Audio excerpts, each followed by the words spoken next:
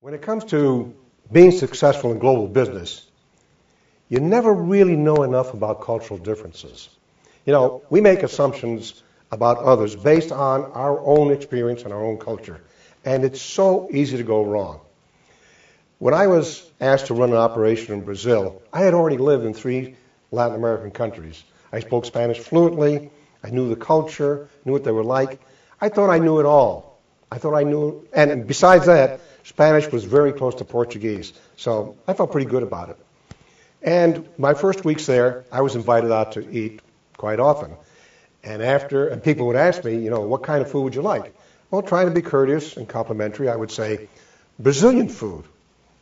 That was a good thing to do. And secondly, that's the food they know how to prepare best, and it is very good. Well, they'd take me out to dinner. And then after dinner, of course, their expectations were that I enjoyed it. They'd ask me, how did you like the food? Now, I looked for a word that would be the epitome of fine food. I thought exquisite in English was really a very good word.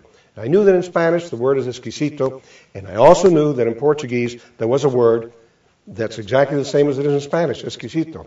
So I would turn to them and I would say, with regard to the food, it was exquisito. Imagine my surprise when instead of smiling, they looked hurt. Well, after this happened a couple of times, I looked up a friend who spoke several languages and I asked him, what on earth does exquisito mean in Portuguese? He smiled and said, weird. Can you imagine? I had been offending my hosts. Now, as embarrassing as that gaffe may have been, it is nothing compared to some of the mistakes people have made by underestimating the differences between the cultures that have actually cost their companies millions of dollars in lost business. There's a word you may not be too familiar with. It's called acculturation. Acculturation is about training executives, initially American executives, to go abroad and know how to do business in different countries. And it is difficult. So training is very important there. And the problem is most American executives who have not traveled internationally extensively usually don't have a clue about how to work in another country, how to do business there, and how to treat the people. Interestingly enough, these days, there are many foreign executives coming into the U.S., and they have the same problem. Although the difference is they think they know us well from our TV programs and the movies. But the fact is, they have no idea about how to work with Americans. These are just a few of the many, many facets that affect international business. It's not all cultural differences. Now, I would like to share some resources with you, and I will make available to you, if you want, a list of 33 questions that will be very helpful in making decisions about which countries to go to and how to deal with all these differences. And there are 4 questions that are included in that list that I'd like to share with you right now. The first would be, and people ask this all the time, what countries would be the best for our products and services?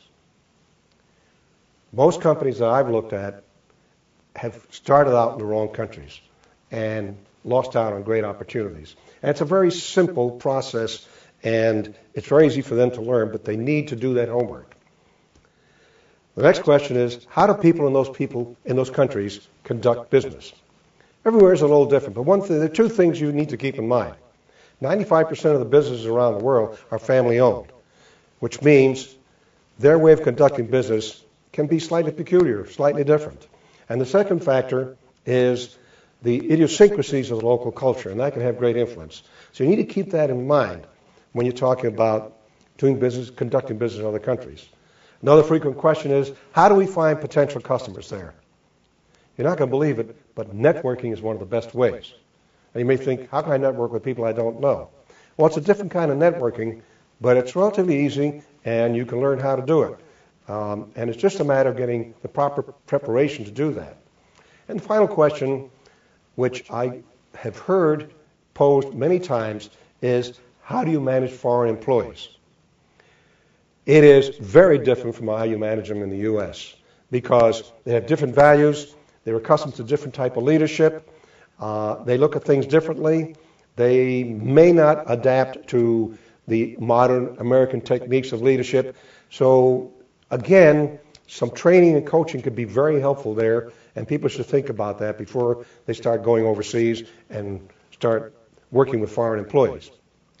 Now, these are just some of the many factors that are involved in the complexity of global business.